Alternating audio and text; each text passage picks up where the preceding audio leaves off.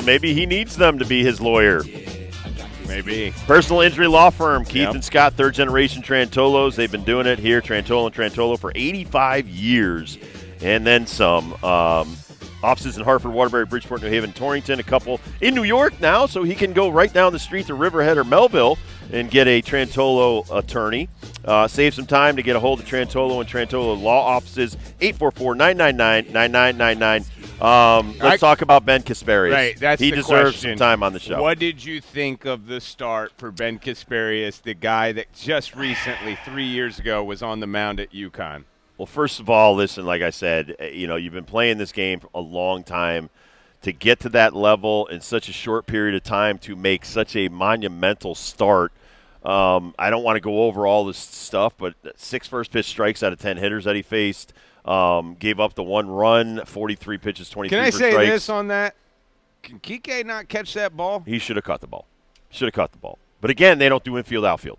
So there's a lot. But I don't want to get sidetracked. But here's the thing: he looked a little bit. I'm not gonna say nervous because he's not nervous. He just looked like he was overamped. And Ben Casparius. So you're overamped.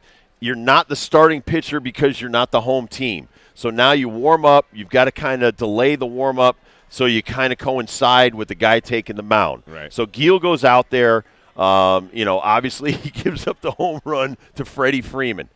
Now you have a 2-run lead, and you step out on the field again.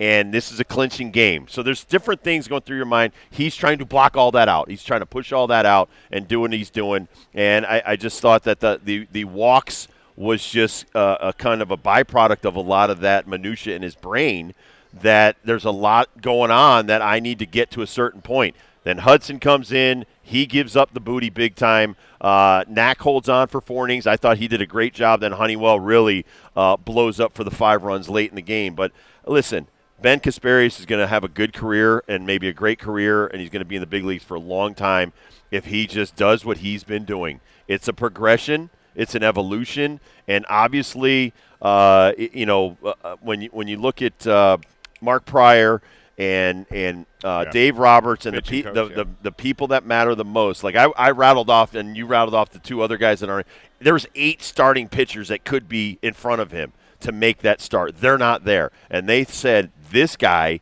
that we're taking up from the minor leagues this year, with very little time in the major leagues. And in the AAA. We believe in him enough to give him this opportunity to start this clinching game, historic game at Yankee Stadium. This kid's from right up the road in Westport. It's not even an hour away.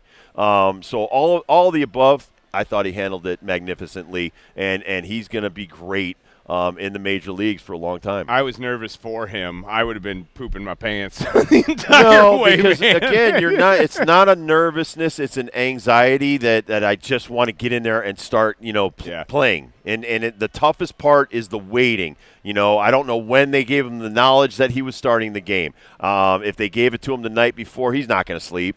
It's not going to be it's going to be a restless night of thinking of a million different things that have nothing to do with actually doing what you can do. Then again, you're out in the bullpen warming up. I'm sure you're being heckled. You've got the lateness because of all of the pageantry before the game that's going on. All of the stuff that's not normal baseball stuff because of the postseason. That's like I'll even, for instance, so he may have warmed up, and now he's seeing Ken Rosenthal and Tom Verducci do their stand-up right in front of the dugout. That's not normal. Right. That's kind of so then you see your team, and it's like 15 more minutes of anticipation of getting out there and actually doing what you're supposed to be doing. So I thought he handled it great.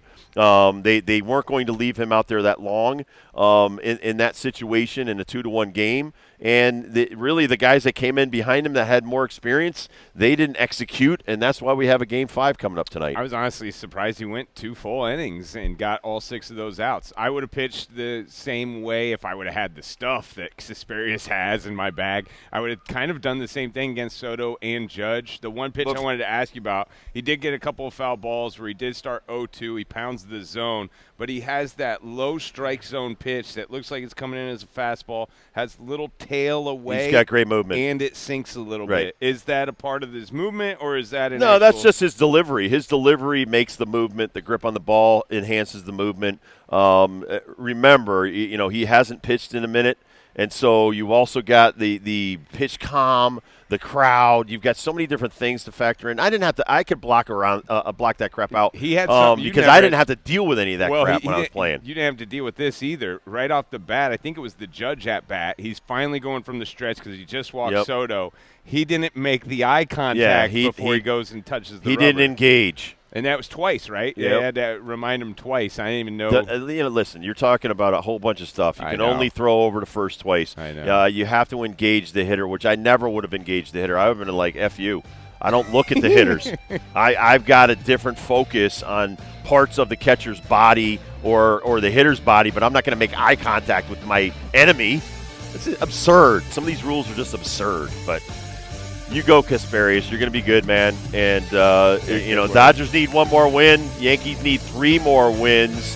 When we come back, we'll talk to the head man himself from MJ's, their head chef here.